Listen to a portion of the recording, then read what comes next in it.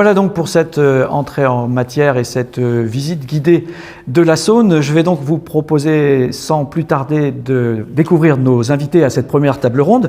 Bienvenue de nouveau à Madame Maude, Madame Stéphanie Maude, vice-présidente de la région Bourgogne-Franche-Comté en charge de la transition écologique. Madame Marie-Claire Bonnet-Vallée, présidente du comité de rivière Saône. Monsieur Landry Léonard, président de l'EPTB Saône-et-Doubs. Monsieur Christian de Serles, président de la Chambre régionale d'agriculture de Bourgogne-Franche-Comté. Madame Cécile Avezard, directrice territoriale Rhône-Saône de Voies navigables de France, et Monsieur Laurent Roy, directeur général de l'Agence de l'eau Rhône-Méditerranée-Corse. Avant de vous entendre en quelques mots, comme vous le savez, dans cette conférence introductive en quelque sorte pour planter le décor de notre journée, je vous propose d'entendre et de découvrir ensemble une présentation de Monsieur Philippe Amiotte-Suchet, qui est maître de conférence à l'Université de Bourgogne, pour nous parler justement d'impact du changement climatique sur la ressource en eau en Bourgogne. Oui, bonjour. Je vais essayer de vous donner quelques éléments à propos de l'impact du changement climatique sur la ressource en eau en Bourgogne. Slide suivante. Et c'est des résultats en fait, qu'on a obtenus au cours d'un travail qu'on a mené à l'université, mais en partenariat avec beaucoup de laboratoires de la région, mais également extérieurs à la région, et qui a été financé par le programme GICC du ministère de l'Environnement et cofinancé par les agences de l'eau, le Conseil régional et l'ADEME. Dia suivante. Voilà, alors ça c'est... où est-ce qu'on va, à quoi on doit s'attendre quand on parle de changement climatique? C'est un graphique que vous avez sans doute déjà tous vu passer dans les médias. Hein, c'est produit par les experts du GIEC. Donc c'est l'évolution des températures entre 1950 et 2100 telles qu'elles sont modélisées en fonction de différents socio-économiques prévus au cours du XXIe siècle. Alors du scénario le plus optimiste, qui est la courbe en vert tout en bas, jusqu'au scénario le plus pessimiste en rouge foncé. Alors le scénario le plus optimiste, c'est le scénario qui se fonde sur les accords de Paris, de la COP 21. Et donc si on respecte ces accords, on devrait maintenir une température aux alentours de plus 1,5 à plus 2 degrés par rapport à aujourd'hui. Et puis le plus pessimiste, c'est si on ne fait rien. Et là, donc c'est les derniers résultats du GIEC. On est sur du plus 5 à plus 6 degrés par rapport à aujourd'hui à l'horizon 2100. Dia suivante. Alors, si on fait un focus justement sur ces accords de Paris, les accords de Paris, en fait, ils stipulent qu'on compense à peu près à l'horizon 2050, on compense les émissions de nos gaz à effet de serre par des absorptions anthropiques, là aussi, c'est-à-dire contrôlées par l'homme, de ces gaz à effet de serre. Par exemple, on a plus de forêts, on plante plus de forêts, on stocke plus de carbone dans les sols, ou voilà, on utilise des différents processus pour stocker plus de carbone. Alors, de l'avis de la plupart des experts, aujourd'hui, on n'est pas engagé du tout sur cette trajectoire-là. Et donc, on reste plutôt sur la trajectoire rouge qui nous conduit donc à une augmentation des températures plutôt affolante à l'horizon 2100, donc plus 5 à plus 6 degrés en moyenne globale. Alors, en Bourgogne, une diapo suivante. Est-ce qu'on observe déjà ce changement climatique? Diapo suivante. Voilà, nous on a regardé les températures, donc l'évolution des températures au cours des 50-60 dernières années. On l'a regardé en Bourgogne et en France et on trouve à peu près le même résultat à chaque fois. On a identifié, nous, une rupture dans les températures qu'on localise sur l'année 1987-1988, comme si on avait une évolution un petit peu en palier, à savoir qu'on a en moyenne une augmentation des températures de plus 1 degré sur la période post-88 par rapport à la période pré-88. On était à 10,1 degré de moyenne en pré-88 et on est à 11,2, 11,3 degrés de moyenne en post-88. Donc c'est comme si on avait une sorte de palier dans les températures. Diapo suivante. Si on regarde les précipitations cette fois-ci, sur la diapo suivante, pardon, qui va arriver.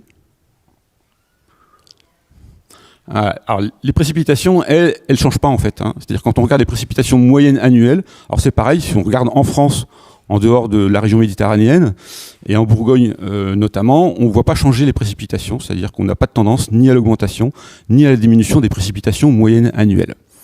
Alors si on regarde le débit des cours d'eau cette fois-ci, puisque c'est ce qui nous intéresse plus particulièrement, diapo suivante. Voilà, alors on a fait pareil, le même travail à l'échelle du territoire métropolitain, mais également à l'échelle de la Bourgogne, sur 13 petits bassins versants que vous voyez sur la carte de gauche ici. Et en fait, on a comparé les débits avant 1987 et après 1987. En fait, on a constaté qu'après 1987, on avait une diminution en moyenne de 11% des débits. Et si on regarde le graphique de droite, eh bien, on voit que cette diminution de 11% en moyenne, elle se répartit essentiellement sur la période estivale. Hein, les mois de mai à août sont les plus impactés. Donc ça, c'est ce qu'on observe déjà aujourd'hui, hein, en ce moment. Diapo suivante. Et alors, du coup, il va falloir qu'on essaye de se projeter, de savoir un petit peu à quoi s'attendre au XXIe siècle. Et donc, nous, on a fait dans le cadre de ce projet, on a fait des simulations, diapo suivante. Alors, j'aime bien rappeler un tout petit peu comment on travaille. Donc, on a utilisé 18 modèles globaux, donc ceux que tout le monde utilise à peu près partout dans le monde, qu'on a désagrégés à l'échelle du territoire bourguignon, sur une maille de 12 km par 12 km. Donc, on reproduit le climat, en fait, on essaie de simuler le climat à l'échelle du territoire. Et on a suivi une seule trajectoire, qui est la trajectoire la plus pessimiste, mais qui est également celle sur laquelle on est actuellement. Donc c'est ce qu'on appelait à l'époque le RCP 8.5, donc c'est la trajectoire en rouge foncé qu'on a vue sur le premier graphique des températures. On introduit, du coup on simule la température, les précipitations, l'évapotranspiration, qu'on va introduire dans des modèles hydrologiques. On en utilise 2, là aussi pour être sûr qu'on prend en compte toute l'incertitude liée aux méthodologies qu'on utilise. Et on applique ces modèles hydrologiques sur 13 bassins versants pour simuler les débits. Et on a, nous plus particulièrement, fait un focus sur les débits d'étiage. Diapo suivante. Voilà, et donc on simule quotidiennement, de 2010 à 2100, chaque variable, donc la température, les précipitations et le débit des cours d'eau, donc une valeur par jour sur tout le XXIe siècle. Diapo suivante. Alors du coup, les résultats ou les principaux résultats de ces projections. Donc la température, sans surprise, on la voit augmenter, ce qui nous a rassuré, nous, par rapport à ce qu'on avait observé sur la période historique, c'est que les modèles simulent eux aussi une évolution des températures en palier, avec des ruptures climatiques tous les 20 à 30 ans en moyenne. Diapo suivante. Ce que simulent les modèles également, c'est l'évapotranspiration, donc c'est la partie gauche du graphique, et puis les précipitations. Donc logiquement, l'évapotranspiration potentielle, elle augmente progressivement au cours du XXIe siècle, hein, très clairement, et assez nettement. Par contre, les précipitations moyennes annuelles, elles ne bougent pas, c'est-à-dire, tout comme on l'a observé sur la période historique, on ne voit pas évoluer les précipitations moyennes annuelles, pas de tendance à la hausse, ni à la baisse. Diapo suivante. Par contre, si on regarde le régime saisonnier, alors de l'évapotranspiration, c'est la partie gauche du graphique. Hein, on voit en fait que l'évapotranspiration, évidemment, elle augmente, mais elle augmente plus en été qu'en hiver. Hein, on accentue en fait le régime saisonnier de l'évapotranspiration. Et les précipitations, si on voyait pas les précipitations, voilà, si on ne voyait pas de tendance sur les précipitations moyennes annuelles, le régime saisonnier, lui, on voit des tendances très très claires. Alors on va regarder surtout le graphique du bas qui est plus expressif, hein, en précipitation relative. On voit en fait qu'il pleut plus en hiver et il pleut moins en été. C'est-à-dire qu'aujourd'hui, on a des précipitations en Bourgogne qui sont à peu près équivalentes entre l'hiver et l'été. Eh bien, à l'avenir, en fait, on va augmenter les précipitations en hiver et par contre, elles vont se raréfier en été. Et plus on va avancer dans le XXIe siècle, plus cette différence saisonnière va s'accentuer. Diapo suivante. Alors, l'impact de tout ça sur l'hydrologie, hein, on peut imaginer facilement que si le régime saisonnier des précipitations et de l'évapotranspiration est modifié, on va modifier les débits. Si on regarde les débits moyens annuels, là aussi, tout comme les précipitations, ils ne bougent pas. C'est-à-dire que, alors c'est l'exemple de l'Ati ici, hein, le débit moyen de l'Ati, il n'évolue pas ni en positif ni en négatif. Il n'y a pas de tendance sur le XXIe siècle. Par contre, à nouveau, quand on regarde les régimes saisonniers, diapo suivante, la diapo suivante qui va arriver, voilà. Donc les régimes saisonniers, on va se focaliser sur le graphique du bas, qui est plus facile à lire. Eh bien, sans surprise, on va avoir des débits qui vont augmenter en hiver et qui vont diminuer sur la période estivale. Et là aussi, plus on va avancer dans le XXIe siècle, plus cette différence saisonnière va s'accentuer.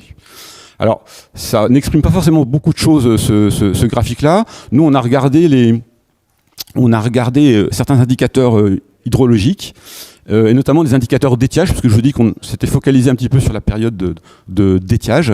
Diapo suivante. Voilà. Et alors, là, c'est à nouveau l'exemple de l'ATI. On a regardé la durée de l'étiage, c'est-à-dire le nombre de jours d'étiage chaque année, et puis le débit minimum pour cet étiage. Et à l'horizon 2100, on double la durée de l'étiage. C'est-à-dire qu'aujourd'hui, sur l'ATI, on a à peu près une quarantaine de jours en moyenne d'étiage chaque année. Eh bien, on va arriver à 75 à 80 jours d'étiage à l'horizon 2100. On multiplie par 2 la durée de l'étiage. Et ça, c'est juste parce qu'en fait, on démarre l'étiage un peu plus tôt et on finit l'étiage un peu plus tard. Donc ce doublement de la durée d'étiage, il est considérable et il a des implications notamment sur les débits minimums d'étiage, puisque sur l'ATI, par exemple, on va passer de 3,5 mètres cubes par seconde aujourd'hui, qui est le débit moyen d'étiage aujourd'hui, à 2,5 mètres cubes par seconde. Alors ça, c'est des moyennes, mais il faut imaginer que sur l'ATI, ça risque de provoquer certaines années, notamment les années sèches, ça risque de provoquer des assecs de façon assez régulière et assez sévère. Alors ce qu'on va retenir, eh bien, c'est que l'impact du changement climatique est causé par 2 choses, une augmentation de l'évapotranspiration et une diminution des précipitations estivales. Et que dans le futur, et encore une fois, selon une projection pessimiste, mais c'est à nouveau une trajectoire sur laquelle on est, on va avoir une accentuation du régime saisonnier des précipitations, on va avoir des étiages qui sont plus longs, plus sévères, et la conséquence de ça, c'est que on a une durée d'étiage doublée et un débit minimum diminué de 50%. Voilà, alors c'était relativement dense, vous trouverez un certain nombre d'informations complémentaires sur ces documents que vous pourrez consulter en ligne. Merci. Merci à vous, Monsieur Amiot-Suchet. Merci pour cette présentation introductive qui, comme je le disais, plante le décor et nous met face aux enjeux que nous allons partager aujourd'hui. Juste un petit mot avant de revenir vers vous, nos premiers invités de cette journée, en quelque sorte. Je m'adresse aux participants qui nous regardent et qui nous écoutent pour les inviter dès à présent à utiliser le chat. N'hésitez pas à prendre la parole comme cela vous a déjà été proposé sur vos écrans. Vous avez la possibilité de poser vos questions à nos intervenants à travers cet espace de discussion tout au long des débats. Et pour chaque table ronde, ce sera le cas. Donc notre équipe de modérateurs se relaiera ensuite sur le plateau pour se faire vos porte-paroles en quelque sorte et nous faire remonter vos questions à l'intention de nos intervenants. Et cela lors des temps d'échange qui suivront chacune de ces séquences, chacune des tables rondes thématiques qui suivront. Et vous aurez la parole tout au long de la journée, je le répète, donc n'hésitez pas, je vous invite à l'utiliser à tout moment. Alors, pour commencer, si vous le voulez bien, avant de vous entendre en réaction les uns et les autres, je vais me tourner vers Monsieur Roy, Monsieur Laurent Roy, le directeur général de l'agence de l'eau, Rhône-Méditerranée-Corse, pour quelques éléments de contexte, une sorte d'état des lieux de la Saône, avant que vos voisins de table puissent rebondir, compléter, illustrer, chacun dans leur domaine et prérogatives respectifs. Quelle place, avant toute chose, occupe la Saône dans le bassin dont vous dirigez l'agence ? Oui, la Saône, bonjour à toutes et à tous. D'abord, la Saône, elle est complètement structurante. La Saône, elle est évidemment structurante pour la région Bourgogne-Franche-Comté, donc c'est l'axe majeur. Elle est complètement structurante pour le bassin du Rhône dans son ensemble. C'est le plus long affluent du Rhône. Et donc, pour nous qui, en tant qu'agence de l'eau, œuvrons pour le bon état à l'échelle de tout ce grand bassin Rhône-Méditerranée, le bon état de la Saône est un élément majeur si on veut y arriver. On a besoin d'une Saône qui fonctionne bien, on a besoin d'une Saône de bonne qualité physico-chimique, on a besoin d'une Saône dans laquelle il y a suffisamment d'eau. Donc c'est vraiment essentiel pour nous, pour le bassin dans son ensemble. Et justement, où en est-on de l'état de la Saône en regard des objectifs de bon état des eaux voilà, où se situe l'élève Saône ? Alors, elle a beaucoup de progrès à faire. Bon, elle n'est pas si bien connue que ça. On en reparlera tout au cours de la journée. On parle parfois de la belle inconnue pour la Saône. C'est une rivière qui a finalement été assez peu étudiée, ce qui peut paraître surprenant compte tenu de son importance. Néanmoins, ce qu'on peut dire, c'est que par rapport aux critères de bon état définis par la directive 4 sur l'eau, la directive européenne, il n'y a que 13% du linéaire de la Saône qui est actuellement en bon état. 13%, alors que les directives 4 sur l'eau demandent à tous les États membres d'aller au bon état pour toutes les masses d'eau, donc toutes les rivières de toute l'Union européenne d'ici 2027. Donc on voit qu'il y a du travail. Mais pourquoi ? Parce que c'est une rivière de plaine, donc elle a été beaucoup impactée par les pollutions d'origine diverses, urbaines, industrielles, agricoles, et parce qu'elle a été beaucoup modifiée.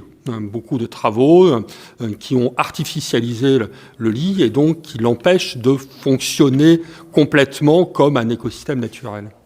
Donc il y a encore beaucoup de marge de progrès, on le comprend. On va essayer de demander à chacun de nos invités très rapidement également, en quelques minutes, de réagir à ce qui vient d'être dit. Madame Marie-Claire Bonnet-Vallée, présidente du comité de Rivière-Saône, peut-être un petit mot là-dessus, sur votre perception. Vous partagez, j'imagine, l'analyse de l'Agence de l'eau. Oui, partager l'analyse de l'Agence de l'eau tout à fait, avec la nécessité de connaître notre rivière. Nous vivons sur ces rivages et on se rend compte que nous la connaissons très mal et qu'en tout cas, il va falloir reconsidérer en plus ce qu'on sait de la Saône et de son comportement. On a bien vu à l'heure du dérèglement climatique. Peut-être donner un élément de repère, une des premières réflexions collectives formalisées sur l'axe Saône, sur tout son linéaire. C'était au siècle dernier, c'est à la fin des années 90, 1996, avec le premier plan de gestion qui réunissait tous les grands décideurs locaux pour un aménagement déjà durable et soutenable de la Saône. En sont ressortis des réflexions, un travail sur l'occupation du sol et puis aussi 3 contrats de rivière successifs, quinquennaux, qui vont déjà mettre autour de la table tous les grands décideurs de l'aménagement autour de la Saône. Ce qui est très important aujourd'hui, et tous les acteurs vont en témoigner, c'est que cette journée inaugure un deuxième acte, en fait, depuis 1996, et une impérieuse nécessité, celle d'intégrer le dérèglement climatique dans le devenir de la Saône et son projet politique à 20 ans. Merci Madame Bonnet-Vallée. Monsieur Léonard, président de l'EPTB Saône-et-Doubs, établissement public territorial de bassin. Quelques mots également là-dessus, quant à l'évolution qu'on peut attendre sur la Saône par rapport au contexte et à l'état des lieux que l'on vient de faire. Effectivement, bonjour à toutes et à tous. Vous me permettrez en premier lieu de remercier l'ensemble des intervenants de la journée et puis l'ensemble des inscrits, parce que c'est quand même près de 500 personnes qui nous suivent aujourd'hui.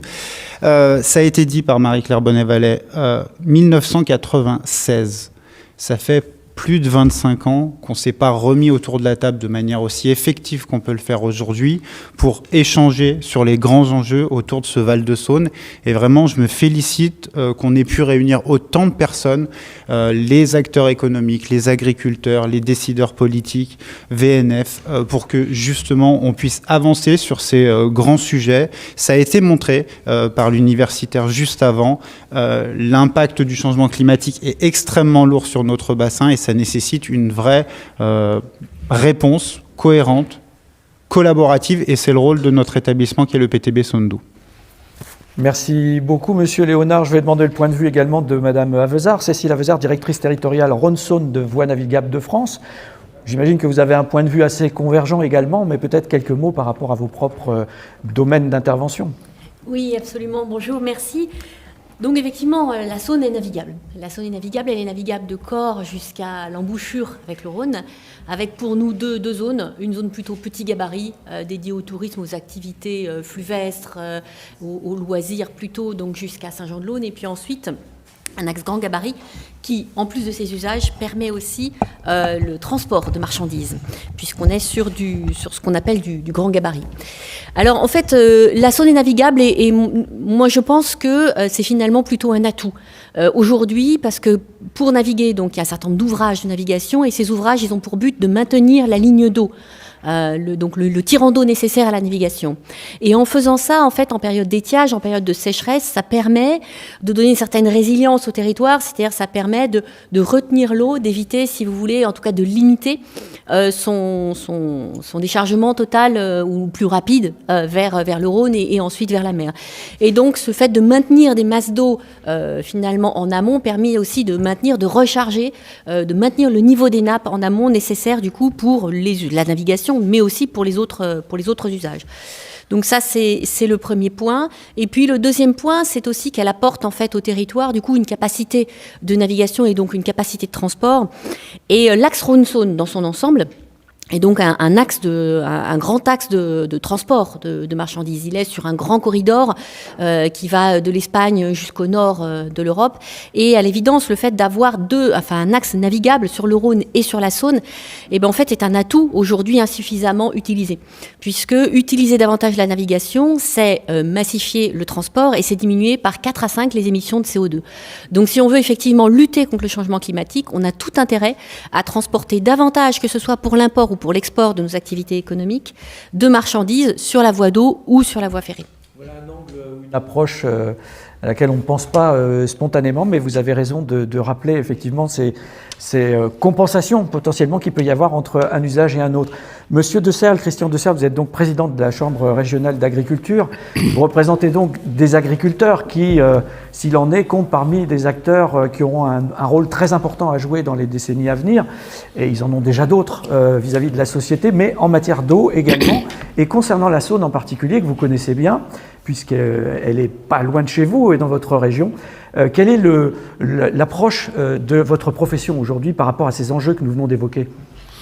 Très bien, merci beaucoup. Déjà, je voudrais saluer l'initiative de cette journée et très honnêtement, je suis frappé de la diversité des différents intervenants que vous avez bien voulu associer.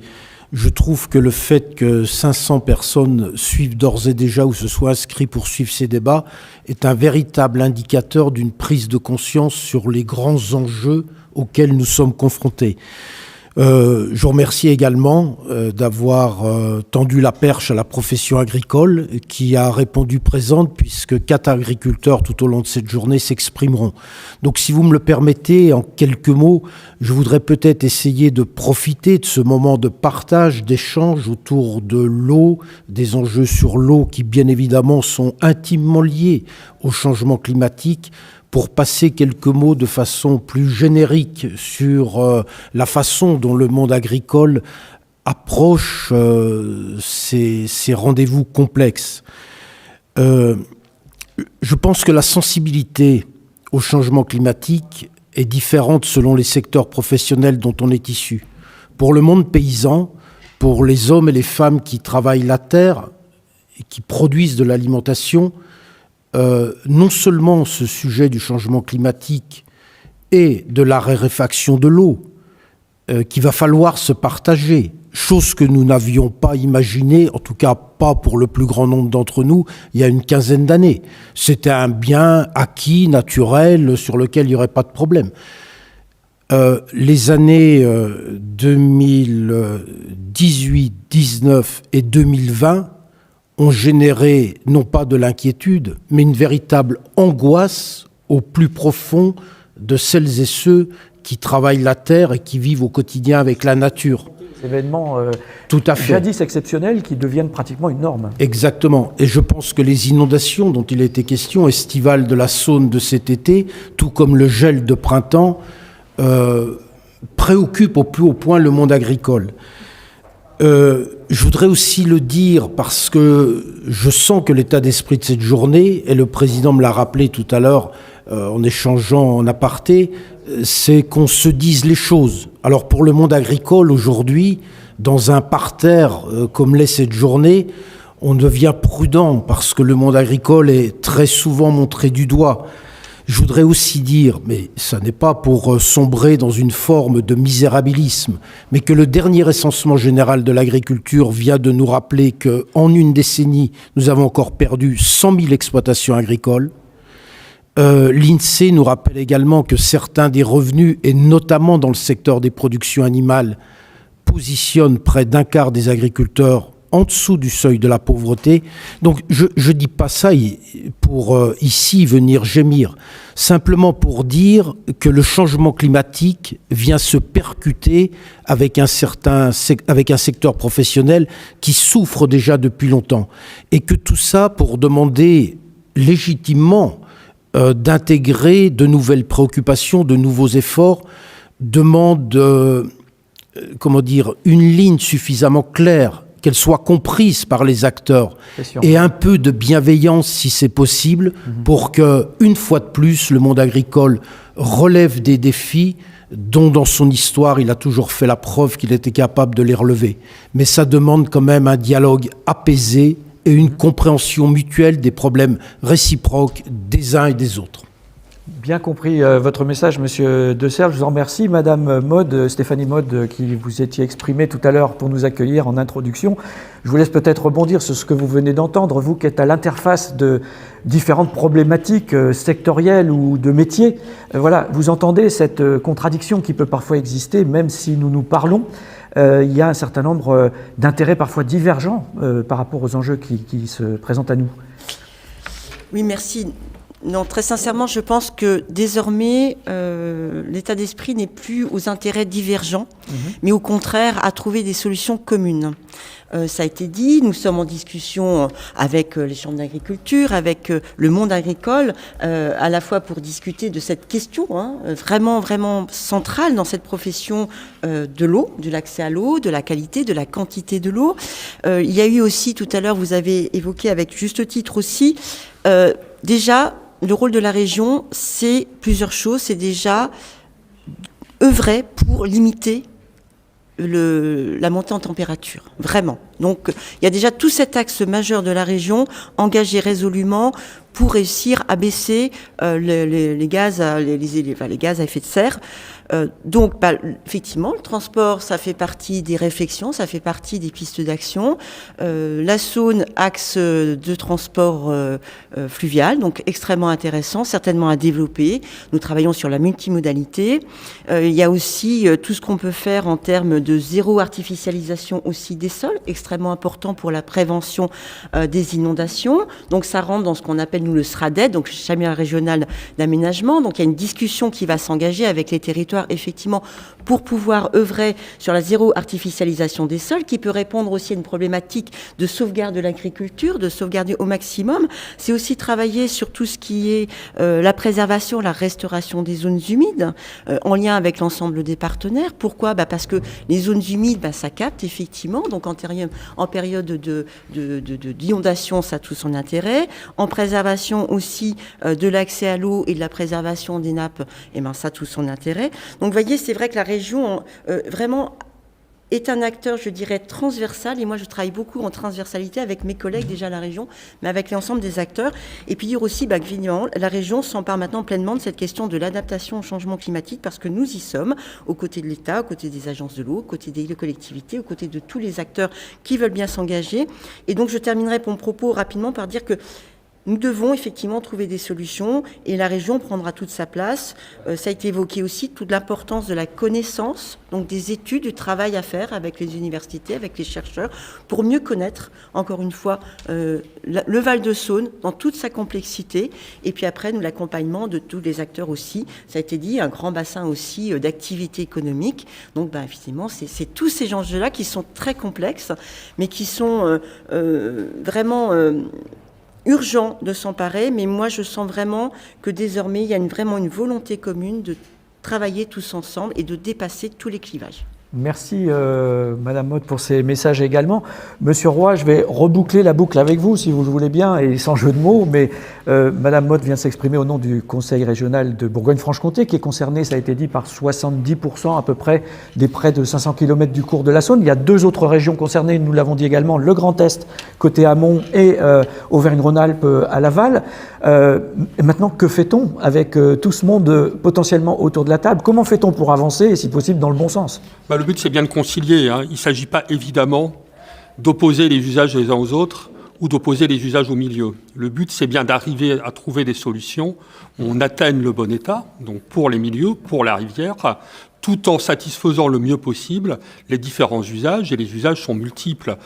J'ai dit que la Saône n'était pas en bon état. Tout ce qui a été dit sur le changement climatique, on n'a peut-être pas assez assisté, va encore aggraver les choses par rapport à cette étape, parce qu'il va y avoir moins d'eau. Donc c'est moins d'eau pour les usages, l'été en particulier.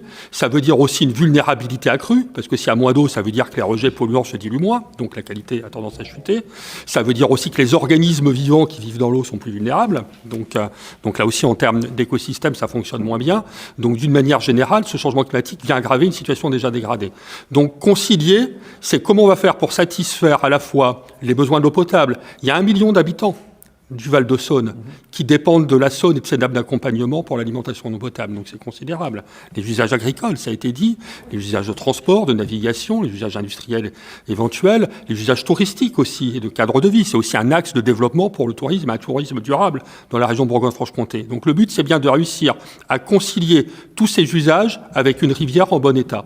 Pour ça, ça nécessite une vision globale de tous, donc tout le monde autour de la table, à l'échelle du bassin versant, et des solutions tous azimuts pour, en matière de quantité d'eau, réduire les gaspillages, par exemple, économiser l'eau tous azimuts, essayer de trouver des ressources alternatives quand on peut en trouver, la réutilisation des eaux usées traitées, par exemple, aider la nature à nous aider, ça ce sont les solutions fondées sur la nature, donc retrouver, reconnecter la rivière avec les zones humides, avec son lit majeur, pour aider à une régulation naturelle des cycles hydrologiques pour que l'eau puisse se stocker quand elle est abondante dans les zones humides, par exemple, et ainsi pouvoir réguler les cycles. Tout ça, c'est un panel de solutions qui font qu'ensemble, on puisse arriver à cette conciliation. Juste un mot sur l'actualité, les concessions qui peuvent être faites à des solutions de stockage de l'eau, notamment pour l'agriculture. Est-ce que ça fait partie du dispositif, de l'arsenal ? Oui, ça fait partie de l'arsenal. Mais il faut pas partir d'une solution.